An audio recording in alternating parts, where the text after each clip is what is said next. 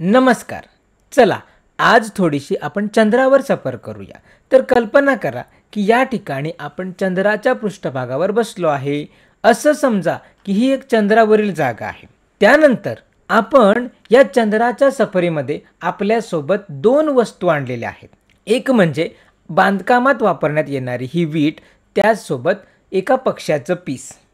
मग आता माझा प्रश्न तुम्हाला असा आहे की जर मी ही वीट आणि हे पक्ष्याचं पीस या चंद्राच्या पृष्ठभागावरून एका ठराविक उंचीवर धरले आणि एकाच वेळी त्यांना खाली सोडले, तर यापैकी कोण या चंद्राच्या पृष्ठभागावर सर्वप्रथम स्पर्श करेल? तुम्ही यावर काय सांगाल बरं? आता याचं उत्तर सांगताना तुम्ही पृथ्वीवर अनुभवलेल्या परिस्थितीचा आधार घेतला तर काय घडेल बघा. ही वीट सरळ पृथ्वीच्या पृष्ठभागावर पडते, परंतु हे पक्ष्याचं पीस हे अशा प्रकारे हवेत तरंगत तरंगत हळुवारपणे पृथ्वीच्या पृष्ठभागावर येते. तर बघा, ही वीट थेट पृथ्वीच्या पृष्ठभागावर येते, परंतु हे पक्ष्याचं पीस हे अशा प्रकारे ह्या बाजू, मग ह्या बाजू, मग ह्या बाजू, अशा प्रकारे हवेत तरंगत ते सावकाशपणे पृथ्वीच्या पृष्ठभागावर येते. मग हे असं का झाले असेल बरं? तर पृथ्वीवर हवेची उपस्थिती आहे. या हवेच्या उपस्थितीमध्ये या विटेचं वजन जड असल्यामुळे ती थेट खाली येते, परंतु या पक्ष्याच्या पिसाचं वजन कमी असल्यामुळं त्यावर हवेचा प्रतिकार होतो, त्यामुळं ते हवेत तरंगत हळुवारपणे पृथ्वीच्या पृष्ठभागावर येते. पण मग चंद्रावर काय घडेल बरं? तर चंद्राच्या बाबतीत एक मजेशीर गोष्ट तुम्हाला माहीतच असेल की चंद्रावर वातावरण नाही, त्यामुळं तिथे या विटेवर किंवा मग या पक्ष्याच्या पिसावर प्रतिकार करण्यासाठी कोणत्याही प्रकारची हवा उपलब्ध नाही. मग तुम्हाला काय वाटते इथे काय घडेल? तर हे सांगताना आपण वैश्विक गुरुत्वाकर्षणाचा नियम वापरून कोण आधी खाली येईल ते बघूया. मग पुढे या विटेवर प्रयुक्त होणारे गुरुत्व बल किती असेल? तर हे बल म्हणजेच FB. म्हणून विटेवरचं गुरुत्व बल बरोबर मोठा G गुणिले चंद्राचे वस्तुमान गुणिले या विटेचे वस्तुमान भागिले ही वीट आणि चंद्राचे केंद्र यामधील अंतराचा वर्ग. अशाच प्रकारे या पक्ष्याच्या पिसावर असलेले गुरुत्व बल म्हणजेच काय? तर FF. मग या पक्ष्याच्या पिसावरचे गुरुत्व बल बरोबर मोठा G गुणिले चंद्राचे वस्तुमान गुणिले त्या पक्ष्याच्या पिसाचे वस्तुमान भागिले हे पक्ष्याचं पीस व चंद्राचं केंद्र यामधील अंतराचा वर्ग. मग आता या दोन्ही समीकरणांकडे आपण जर काळजीपूर्वक बघितलं तर या दोन्ही समीकरणांमध्ये हा मोठा G सामायिक आहे, त्यानंतर चंद्राचे वस्तुमान हे दोन्ही ठिकाणी सामायिक आहे, तसेच ही वीट किंवा पक्ष्याचं पीस आणि चंद्राचं केंद्र यामधील अंतर सुद्धा समान आहे. म्हणजेच या दोन्ही समीकरणांमध्ये हा भाग सामायिक आहे. मग ह्याऐवजी आपण एक संज्ञा ठेवली, तिला आपण म्हणूया GM. मग इथे हे GM म्हणजे काय असेल? तर GM म्हणजे चंद्रावरील गुरुत्वीय क्षेत्र किंवा मग चंद्रावरील गुरुत्वीय त्वरण होय. मग जर ही संख्या तुम्ही कोणत्याही वस्तुमानासोबत घेतली तर ते तुम्हाला त्या वस्तूचे चंद्रावरील वजन सांगेल किंवा मग चंद्राद्वारे त्या वस्तूवर खालच्या दिशेने प्रयुक्त होणारे गुरुत्वीय बल सांगेल. म्हणून G म्हणजे गुरुत्व त्वरण आणि M म्हणजेच काय? तर हे चंद्रावरील गुरुत्व त्वरण आहे. मग जर हे आपण या ठिकाणी ठेवलं तर या विटेवरचं गुरुत्वीय बल होईल GM गुणिले विटेचं वस्तुमान. त्याच प्रकारे या ठिकाणी जर आपण हे GM ठेवलं तर या पक्ष्याच्या पिसावरील गुरुत्व बल होईल GM गुणिले या पक्ष्याच्या पिसाचे वस्तुमान. मग आता असं समजा की या विटेचे वस्तुमान या पिसाच्या वस्तुमानापेक्षा जास्त आहे, म्हणजेच विटेचे वस्तुमान हे या पक्ष्याच्या पिसाच्या वस्तुमानापेक्षा जास्त होईल. मग यावर आता सापेक्ष बल काय असतील? तर या ठिकाणी बघितलं तर जास्त वस्तुमान गुणिले सामायिक गुरुत्व त्वरण, तर इथे बघितलं तर कमी वस्तुमान गुणिले सामायिक गुरुत्व त्वरण. पण आपल्याला माहित आहे की या विटेचे वस्तुमान या पक्ष्याच्या वस्तुमानापेक्षा जास्त आहे. मग इथे असं म्हणणं हे पूर्णपणे योग्य आहे की विटेवरचं गुरुत्व बल हे त्या पक्ष्याच्या पिसावरच्या असणारे गुरुत्व बलापेक्षा जास्त आहे. मग तुम्ही हे सर्व केलं असेल आणि इथपर्यंत सर्व बरोबर असेल तर मग तुम्ही म्हणू शकता की बघा इथे या विटेवर गुरुत्व बल जास्त आहे, त्यामुळे ही वीट अधिक त्वरणाने खाली येईल व या चंद्राच्या पृष्ठभागाला स्पर्श करेल. परंतु थोडं थांबा, इथे तुम्हाला काय लक्षात घेतले पाहिजे ते बघा. जरी या विटेवर अधिक बल असेल, परंतु या विटेचं वस्तुमान सुद्धा जास्त आहे. मग आपल्याला इथे आठवायला हवं की जर वस्तुमान जास्त असेल तर तिथे तेवढ्याच बलासाठी त्वरण हे कमी असते.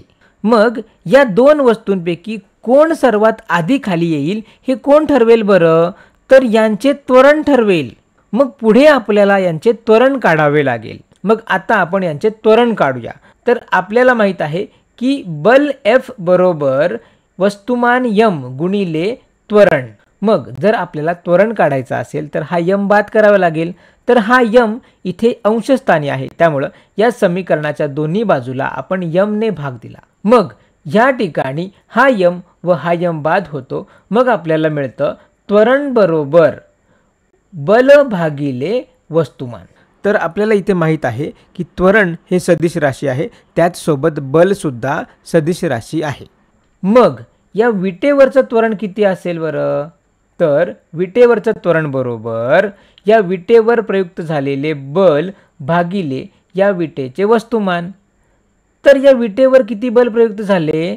तर Gm गुणिले विटेचे वस्तुमान भागिले हे विटेचे वस्तुमान आपण पुन्हा लिहिले. तर ह्याला आपण सोडवलं तर हे बाद होतं आणि या विटेवरचं त्वरण आपल्याला मिळतं Gm.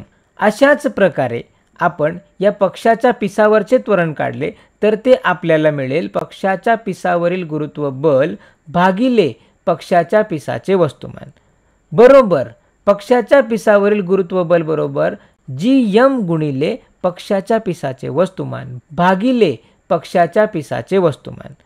तर इथे सुद्धा हे बाद होऊन आपल्याला या पक्षाच्या पिसावरील त्वरण मिळेल Gm. जर बघितलं तर हे दोन्ही ठिकाणी समान येते. मग यावरून आपल्याला काय समजते?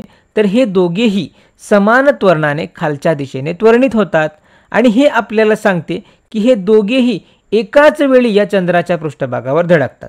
दोघेही समान वेळेला एकाच ठिकाणाहून त्वरणित होतात व एकाच ठिकाणी या पृष्ठभागावर धडकतात. तेव्हा दोघांचा वेगही समान असतो. मग आता यामागचं वास्तव लक्षात घेऊया. या विटेकडे बघितलं, तिचं वस्तुमान जास्त असल्यामुळे तिच्यावर चंद्राचं गुरुत्वीय आकर्षण जास्त असेलच, परंतु तिचं वस्तुमान सुद्धा जास्त असल्याने तिचं त्वरण हे तिच्यापेक्षा कमी वस्तुमान असलेल्या या पक्षाच्या पिसाच्या त्वरणा एवढेच आहे. म्हणजेच आपल्याला इथे काय समजते की चंद्राच्या पृष्ठभागावर कोणत्याही वस्तुमानाच्या वस्तू एका ठराविक ठिकाणावरून खाली सोडल्या तर त्यांचं त्वरण हे समानच असेल. मग आता पुढे प्रश्न निर्माण होतो की जसं हे चंद्रावर समान राहत असेल मग पृथ्वीवर सुद्धा समान राहायला हवं, परंतु पृथ्वीवर हवेच्या उपस्थितीमुळे हे समान राहत नाही. पण जर तुम्ही हाच प्रयोग पृथ्वीवर केला आणि तुम्ही जर एखाद्या बंदिस्त खोलीमधून हवा पूर्णपणे काढून घेतली मग तिथे कोणताच हवेचा प्रतिकार उरणार नाही. मग तुम्ही त्या बंदिस्त खोलीमध्ये एक वीट व एक पीस घेतले आणि त्यांना ठराविक उंचीवरून एकाच वेळी खाली सोडले तर ते सुद्धा समान वेळीच जमिनीवर धडकतील. तर हे सहज कल्पना करण्यास कठीण जाते की एक पीस त्या विटेप्रमाणे तितक्याच वेळात जमिनीवर पडते. पण जर तुम्ही एखाद्या बंदिस्त खोलीमधील हवा खरोखरच खिचून काढली तर हे होऊ शकते. मग तुम्हाला आता इथे कळलं असेल की ही वीट व पक्षाचे पीस यांच्यामध्ये जो फरक येतो तो या हवेच्या प्रतिकारामुळेच येतो. मग आता जर तुम्ही या विटेच्या वस्तुमाना इतकंच दुसरं काही घेतलं परंतु ह्यावेळी ते विटेपेक्षा खूप रुंद असेल तर मग त्यावर हवेचा प्रतिकार हा जास्त होईल. मग ही वस्तू या विटेपेक्षा हळू जमिनीवर येईल कारण ह्या पृष्ठभागावर हवेचे कण जास्त धडकतील व ते त्याच्या वेगावर प्रतिकार करतील. त्यानंतर या पक्षाच्या पिसाला जर तुम्ही खूप खूप आकुंचित केले व एका बिंदू स्वरूपात त्याला बनवले तर ते या पिसापेक्षा अधिक लवकर या पृष्ठभागावर पडेल कारण अतिशय बिंदू स्वरूपात असल्यामुळं यावर होणारा हवेचा प्रतिकार हा कमी असेल. त्यामुळं ते पिसापेक्षा वेगाने खाली येईल. मग पृथ्वीवर अशा प्रकारच्या वस्तू या वेगवेगळ्या वेळाने खाली का पडतात तर याचं प्रमुख कारण म्हणजे हवेची उपस्थिती.